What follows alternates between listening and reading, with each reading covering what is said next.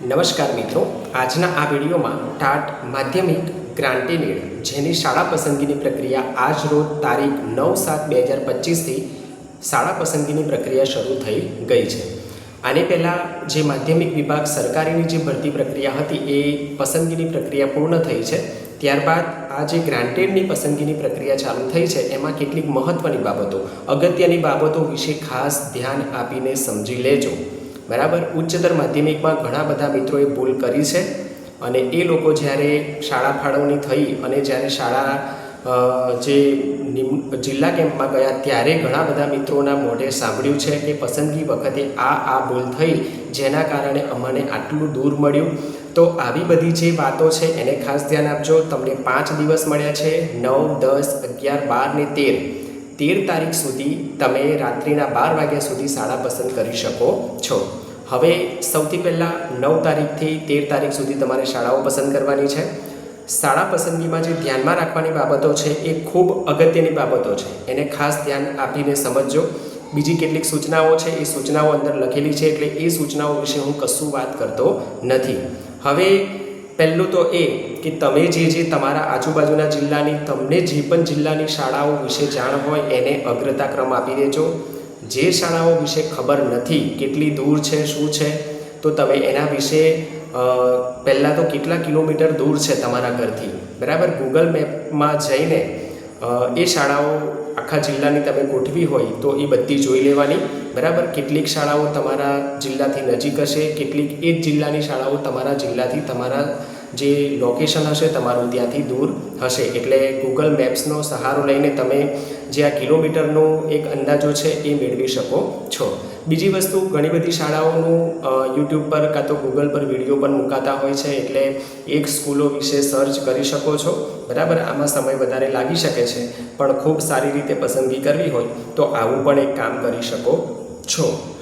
બીજી વસ્તુ, શાળા પસંદ કરો છો તો પસંદગી કરતી વખતે તમારે કદાચ વધારે બેસવું પડશે, બરાબર છે। એરર આવે એના કારણે કંટાળો આવે અને પછી ઉચ્ચક તમે પસંદગી કરી દો, આવી ભૂલ ના કરતા, બરાબર। જ્યારે તમને સ્કૂલ ફળવાઈ જશે અને દૂર કદાચ મળશે ત્યારે તમને એમ ના થાય કે મેં એ સમયે શાંતિથી બેસીને બહુ ધીરજથી ખંતથી રાખીને કામ કર્યું હોત તો કદાચ હજુ મને નજીક મળતી હોત। ઘણી ભૂલો આવી ઉચ્ચતરવાળાએ કરી છે। જે જિલ્લા કેમ્પમાં જ્યારે એ ઉમેદવારોની મુલાકાત લીધી ત્યારે આ વસ્તુ ધ્યાનમાં આવી છે, એટલે ખાસ બહુ સાવચેતીથી ધ્યાનથી, બરાબર, કશું પણ ઉતાવળ કર્યા વગર શાંતિથી પસંદ કરો, બરાબર છે, અને પૂરેપૂરો સમય લઈને પસંદ કરો। પછી ઘણી બધી દોડાદોડી ચાલતી હોય અને પછી કરું છું છેલ્લા દિવસો સુધી તમે પહોંચો છો અને પછી સમય ઓછો હોય ત્યારે તમે ઉચ્ચક પસંદગી કરીને મૂકી દેતા હોય છો, એટલે આવી ભૂલ ન થાય, ખાસ ધ્યાન આપજો। બીજી એક વસ્તુ, મોબાઈલમાં તમે પસંદ કરશો તો એમાં જે શાળા ઉપર નીચે કરવાની આવશે, તમારે કેટલીક શાળાઓ ડિલીટ કરવી હોય, બરાબર, તો આવું મોબાઈલમાં ઝડપથી થતું નથી, એટલે સારામાં સારી બાબત એ છે કે લેપટોપ અથવા કોમ્પ્યુટર પર બેસીને કરો કામ તો તમારું કામ સારી રીતે થઈ શકે છે। બીજી એક વસ્તુ કે પસંદગી ફાઇનલ હોય તો સબમિટ કરી દેવી, બરાબર, તમે બધી જ રીતે ચેક કર્યું છે અને પછી તમે પસંદગી કરીને મૂકી રાખો છો કે હું તો છેલ્લે સબમિટ કરીશ, મારે હજુ કંઈક ચેન્જ કરવું હોય તો આવી ભૂલ ના કરતા। 1 કે 2 ઉમેદવારે આવી ભૂલ કરી છે અને લોકો કન્ફર્મ કરવાનું ભૂલી ગયા છે, આજે પણ એ ભાઈઓ લડે છે, બરાબર। આવી પરિસ્થિતિ નિર્માણ ના થાય એટલે જો ફાઇનલ કરી દીધી હોય તો પછી એને સબમિટ કન્ફર્મ આપી દેવું, વ્યૂ સિલેક્શનમાં જઈને પછી તમારે એ તમારું શાળાનું લિસ્ટ પણ જોઈ લેવું, એટલે ખાસ આ ભૂલ ન થાય એ પણ ધ્યાન રાખજો। બીજી વસ્તુ કે જેઓને કેટેગરી પ્લસ જનરલ બતાવતી હોય, બરાબર છે, જેમને ઓપ્શન 1 સિલેક્ટ કર્યો હશે એમને જનરલ અને કેટેગરી બંનેની જગ્યાઓ દેખાશે, તો કેટલાકને પ્રશ્ન હોય કે પહેલી કેટેગરીની ગોઠવવી કે જનરલની ગોઠવવી, તો આમાં એવું કશું જ નથી, બરાબર। તમે તમારી સ્કૂલ નજીક પહેલી કેટેગરીની હોય તો કેટેગરીની ગોઠવી શકો છો, બીજા નંબર પર જનરલની નજીકમાં આવતી હોય તો જનરલની ગોઠવી શકો છો। પછી બીજી એક વાત, ઘણા બધા મિત્રોની કોમેન્ટ એવી આવી છે કે જિલ્લાની જે જિલ્લાઓ ચેન્જ થઈ શકે, હા થઈ શકે। સમજો કે તમે એક શાળા મહીસાગરની પસંદ કરી છે, પછી બીજી શાળા તમારે સાબરકાંઠાની પસંદ કરવી છે, ત્રીજી શાળા ડાંગ જિલ્લાની પસંદ કરવી છે, ચોથી કચ્છની પસંદ કરવી છે, તમે જિલ્લો બદલી શકો છો, બરાબર। એટલે તમારે ખાસ કોઈ પણ ડર રાખ્યા વગર બધી જ પસંદ કરી શકો છો। બીજી એક વસ્તુ, 1-2 વસ્તુ જાણવા મળી છે, આ વસ્તુને તમારે ખાસ પકડી નહીં લેવાની, પણ એકાદ ઉમેદવાર જોડેથી એવું જાણવા મળ્યું કે જે ગર્લ્સ સ્કૂલ સ્પેશિયલ છોકરીઓની સ્કૂલો હોય છે, બરાબર, એમાં એકાદ ભાઈને એ સ્કૂલ મળી તો મંડળવાળા જે હતા એ લોકો વહેલા હાજર નહોતા કર્યા, બરાબર. એમને ખાસી બધી તકલીફ પડી છે. એ લોકોનું મંડળવાળાનું એવું કહેવું હતું કે અમારે બધો જ સ્ટાફ બહેનોનો છે અને પુરુષને અમે અહીંયા હાજર નહીં કરીએ. એટલે આવી બધી તકલીફો, જે ઓનલી ગર્લ્સ સ્કૂલ એવું જે સ્કૂલોનું લિસ્ટ છે એમાં શાળાઓનું જે લિસ્ટ છે એમાં લખેલું હોય છે, બરાબર, કે ઓનલી ગર્લ્સ સ્કૂલ. તો આવી જો શાળાઓ તમને ધ્યાનમાં આવતી હોય તો એ છેલ્લે રાખવાની, બરાબર છે. આવું કંઈ બધી સ્કૂલોમાં આવું નહીં થતું હોય, એકાદ સ્કૂલમાં આવી પરિસ્થિતિ ઊભી થતી હશે. એટલે આ વસ્તુનું પણ એક મુદ્દો મને ધ્યાનમાં આવ્યો હતો.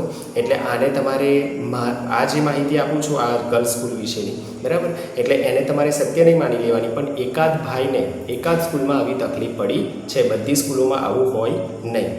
એટલે આ બધી વાતો હતી, બરાબર છે.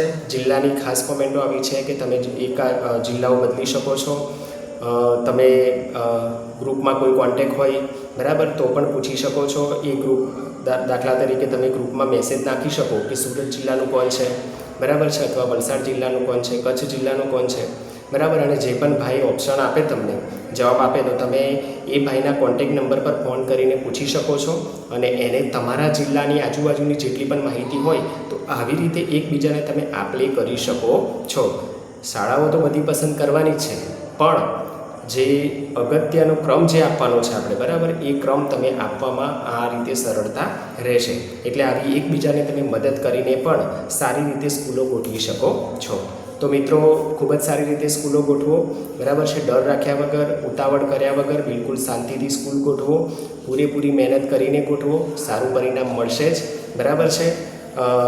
હજુ પણ તમને કોઈ પસંદગી બાબતે પ્રશ્ન ઊભો થતો હોય તો કોમેન્ટ બોક્સમાં કોમેન્ટ લખજો, જવાબ આપવાનો પ્રયત્ન કરીશું. વિડીયો અહીંયા પૂર્ણ કરીએ છીએ. અસ્તુ. જય હિન્દ, જય ભારત.